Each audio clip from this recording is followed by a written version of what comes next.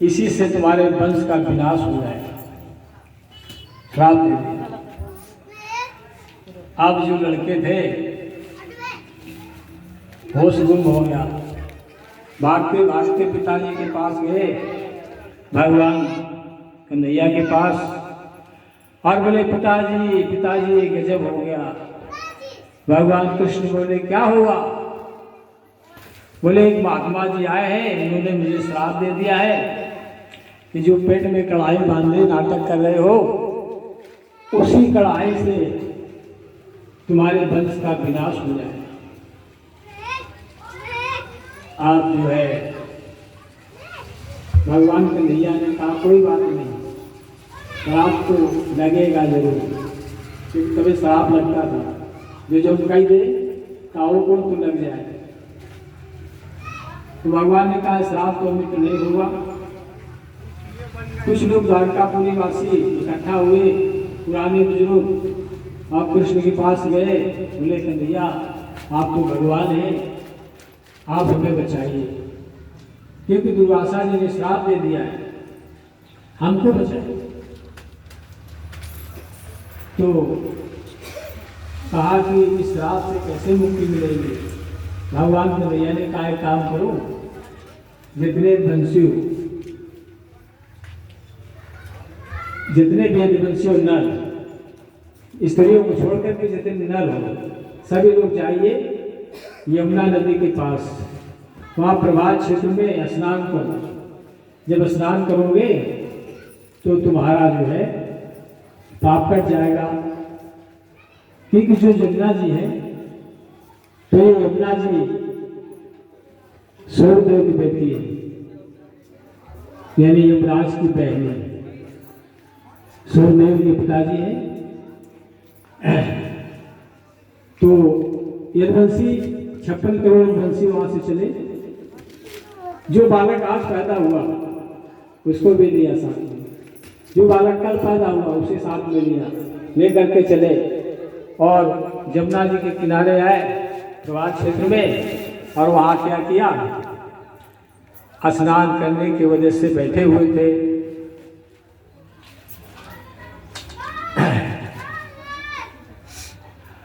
तो कुछ बुजुर्गों ने सलाह दिलाया, एक काम करो कि जो कढ़ाई है इसको घिसो और घिस करके जो इसका लोहा का कूर बन जाएगा, यमुना में फेंक दो। जब फेंकोगे श्राप नहीं लगेगा। तो भाई कुछ लोग कढ़ाई को घिट रहे हैं, कुछ लोग जो कड़ा नहीं होते वो रगड़ रहे हैं। तो जब कढ़ाई पूरी घिट गई तो यमुना में फेंक दिया। एक ने क्या किया, जो उसका छल्ला घिस रहे थे तो बेचारे घिस नहीं पा रहे थे। देखा हुआ जैसे निकौनी में आए, कुछ लोग चटक होते हैं निकालने में, कुछ लोग भैया थोड़ा कम हाथ चलता है तो अपन धीरे वाले धीरे धीरे हाथ चला रहे हैं, तो वो जो कड़ा रगड़ रहे थे, घिस रहे थे, तो रगड़ नहीं पाया। जिन्होंने कढ़ाई को रगड़ के फेंक दिया वे बोले देखो हमने पूरी कढ़ाई रगड़ दिया, फेंक दिया, तुमने एक छल्ला नहीं रगड़ सके। तो उसने सोचा यार हमारी तौहीनी हो रही, बदनामी हो रही। उसने जब फेंक दिया यमुना, जब फेंक दिया तो एक मछली जो थी चमकता हुआ देख करके और वो ले गई। जब खा गई तो एक पहलिया वही घूम रहा था शिकारी, उसने क्या किया, जाल ऐसे डाला तो वही मछली फंस गई। बाहर किया, देखा मछली, जब से काटा तो उसमें देखा तो छल्ला लोहेगा। उसको क्या किया, एक लोहार के घर में डाल दिया और बढ़िया बाड़ बनवा लिया, और बाड़ बनवा करके और वही नहीं घूम रहा था। इधर वंशियों ने कहा किया कि जो भी यमुना में कूदे नहाने के लिए, और नहा करके जब बाहर आए आपस में एक दूसरे को गालियाँ मारपीट करने लगे, यहाँ तक कि कत्ले होने लगे, घमासान युद्ध होने लगा।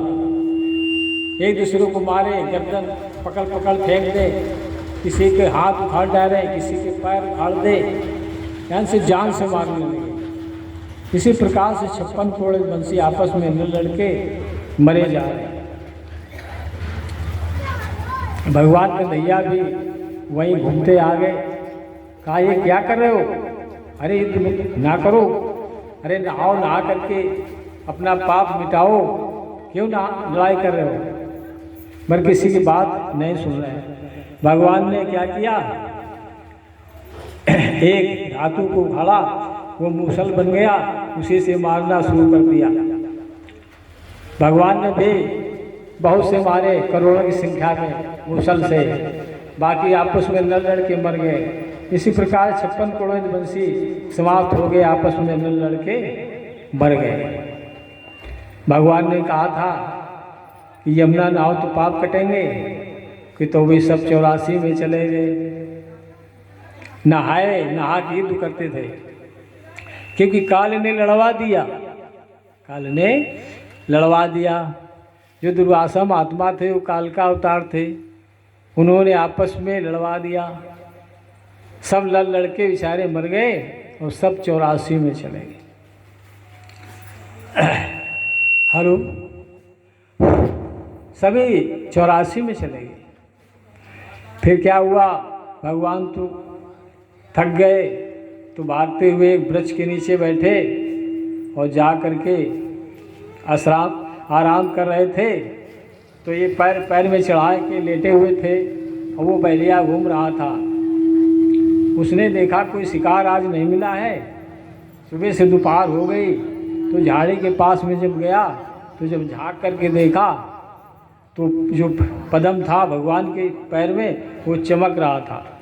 उसने सोचा कोई हिरन है, तो हिरन समझ करके बाण चढ़ाया और छोड़ दिया। वही बाण छोड़ा जो छल्ले का बनवाया था, और जो छोड़ा तो भगवान के पैर में लगा बाण, जहाँ पदम था, पदम कहते मणि को। तो जब मणि में लगा बाण तो भगवान चिल्ला पड़े और क्या बोले, हाय भगवान मैं मर गया। देखो भगवान कह रहे हैं हाय भगवान मैं मर गया, यानी भगवान खुद कह रहे हैं कि हाय भगवान मैं मर गया। बहेलिया ने आओ सुनी, दौड़ के गया, देखा तो भगवान है कन्हैया। बहेलिया रोने लगा, बोला महाराज हमसे बहुत अपराध हुआ है, गलती हो गई, हमें क्षमा करें। रो रहा बहेलिया। भगवान बोले घबराओ मत, तुमने कोई गलत नहीं किया। हाँ क्यों, इतना बड़ा अपराध किया कि तू गलत नहीं किया? बोले नहीं, तुम्हारा हमारा हिसाब बराबर हो गया। भगवान बोले कैसा हिसाब?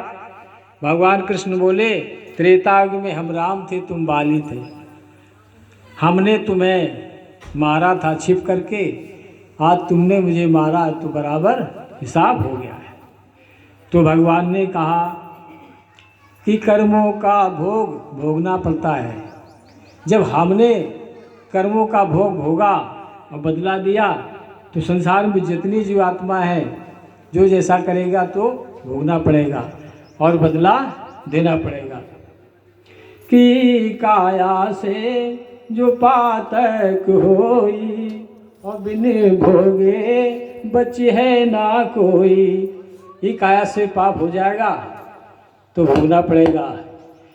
ना दान पुण्य करने से पाप करता है कभी, ना तपस्या यज्ञ करने से पाप करता है। पाप तो जब करता है जब कोई भजन करता है, और जब आवागमन से मुक्ति हो जाती है तभी पाप करता है। पूजा पाठ से कभी पाप नहीं करता है। अच्छा, पाप कैसे कटेगा? अगर जीवात्मा यहाँ रहेगी काल के देश में तो 84 में जाएगी, और जब 84 में जाएगी तो पाप कहाँ कटेगा? फिर आवागमन लगा रहेगा, गर्भवास में जाना पड़ेगा, बार बार जन्म लो, बार बार मरो। इसलिए अपने देश चलो, क्योंकि हमारा आपका ये देश नहीं। भजन बताता है कि रहना नहीं देश बिराना है, रहना नहीं देश बिराना है, रहना नहीं देश बिराना है, रहना नहीं देश बिराना है, अरे बिराना है अनजाना है, रहना नहीं देश बिराना है, बिराना है अनजाना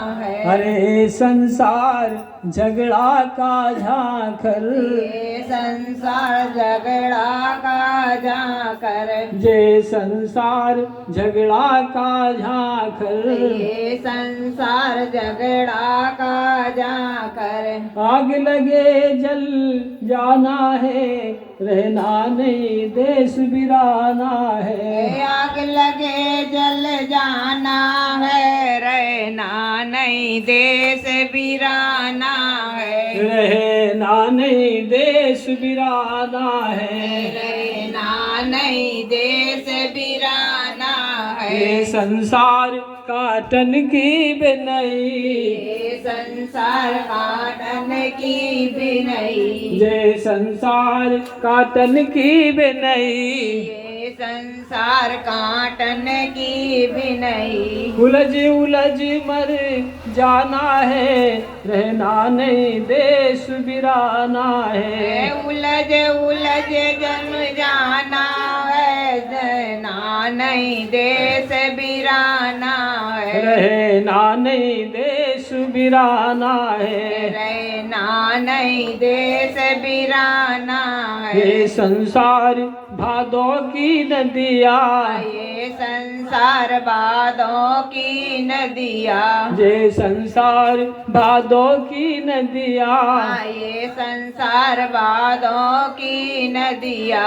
बूढ़े उछल मर जाना है, रहना नहीं देश बिराना है। बूढ़े उछल मर जाना है, रहना नहीं देश बिराना है। हाँ, रहना नहीं देश बिराना है। रहना नहीं देश बिराना है। ये संसार माटी का डेला, ये संसार माटी का डेला, ये संसार माटी का डेला, ये संसार माटी का डेला। हर बूंद पड़े घुल जाना है, रहना नहीं देश बिराना है। बूंद पड़े गुल जाना है, रहना नहीं देश बिराना है। हाँ, रहना नहीं देश बिराना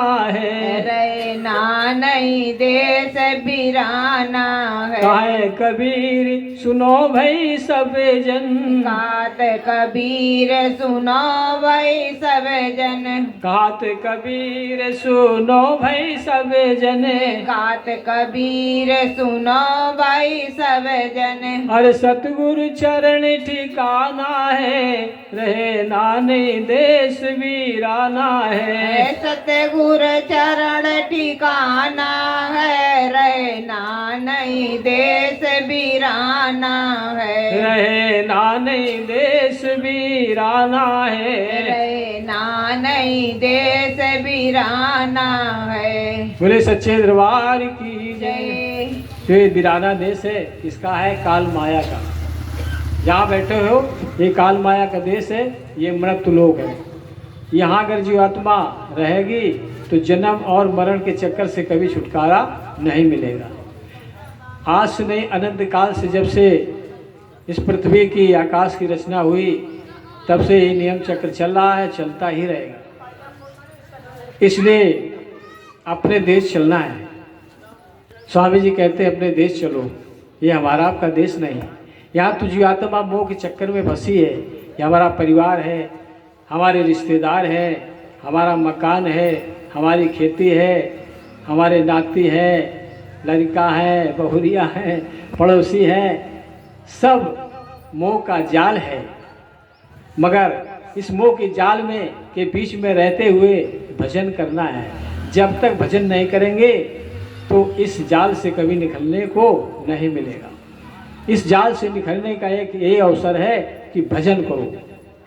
कि करी हो भजन तो हर रही हो भली, हरि अठिलाए लो मंजिला जय हो चली। अठिलाए लो मंजिला जइयो चली। हरि अठिलाए लो मंजिला जय हो चली। अठिलाए लो मंजिला मंजिला जइयो चली। अरे जई हो चली, अरे जई हो चली, अठिलाए लो मंजिला जई हो चली।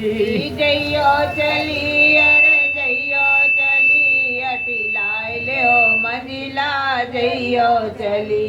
अरे अपने बाबुल की बहुत प्यारी, अपने बाबुल की बहुत प्यारी। अरे अपने बाबुल की बहुत प्यारी, अपने बाबुल की बहुत प्यारी। बहुत प्यारी, अरे बहुत दुलारी, बहुत प्यारी, अरे बहुत दुलारी।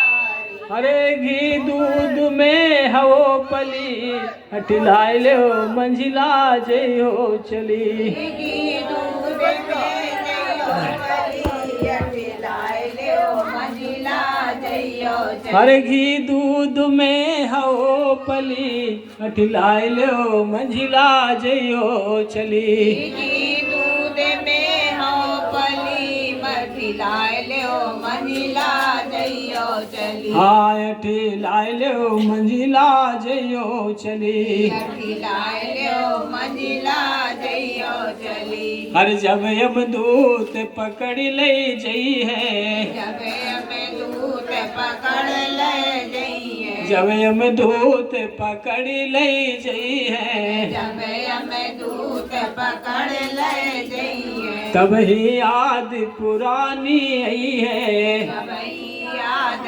पुरानी आई है। अरे तब डंडन की मार चली, अठिलाए लो मंजिला जई हो चली। तब डंडल की मार चली, अठिलाए लो मंजिला जइयो चली। हाँ अठिलाए लो मंजिला जई हो चली। अठिलाए लो मंजिला जइयो चली। तो मंजिला कहते जवानी को, बचपन बुढ़ापा के जो बीच वाली है वो मंजिला है। जैसे एक लड़का छोटा होता है, एक बड़ा, फिर बीच वाले का मंजिला कहते हैं। तो जवानी भी को कभी सामने मंजिला बताया है कि जवानी में लोग अठिलाते हैं, भजन नहीं सूझता है, ना सत्संग अच्छा लगता है। देखा हुई अगर रंडी को नाच हुए, देखा हुए पिपरवा तरे तीसरे दिन, अरे लुटा रहे नोट गिर गिर पड़ रहे, चाहे गाठी फूट जाए। ये हाल, क्योंकि वहाँ रंडिया नाच रही थी और जहाँ सत्संग वही रात भाई रंडी तो नहीं, मगर मिली भजने में, मिली सत्संगे में। जीवन का रहस्य, तुम्हारा जीवन का आनंद और सुख सत्संग में मिलेगा, वहाँ रंडियों बुंडियों में नहीं मिलेगा। एक धुंधकारी भी था, 5 बेसियों की संगत उसने किया था। तो क्या करता था, चोरी करता था, वो लूट लूट के धन लाता था, खूब खिलावे, सेब संतरा अंगूर दूध पिलाए, खूब खिलावे। कुछ समय ऐसा हो गया कि माल उसको नहीं मिला, तो रंडिया बेचारी भूखन मरने लगी। कहना गया अभी तक तो खिलाते पिलाते रहे, माल बढ़िया, अब कौन सा सूखा पड़ गया है जो मुझे नहीं खिला रहे हो, भूखों मरी जा रही हूँ। एक बोली इतने दिन हो गए तुमने एक हमें नथुनी तक नहीं बनवाई, ना एक झाला तक लाए। एक काम करो, हमारी इच्छा होती है कि कमर में पेटी पहने, पायल पहने, मंगल हार पहने, तो कुछ जुगाड़ करो। धुंधकारी ने विचार किया, ऐसे तो भाई एकदम कौन से धंधा ही आ जाएगा, कहीं डकैती डालो। तो धुंधकारी ने क्या किया, राजा के राज में सेंध लगा दिया, मेकअप कर दिया, सेंध करके राजा के यहाँ से खूब सोना चांदी